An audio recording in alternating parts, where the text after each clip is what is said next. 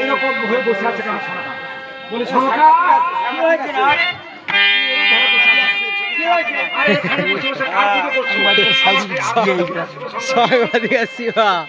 Video quality ঠিক আছে।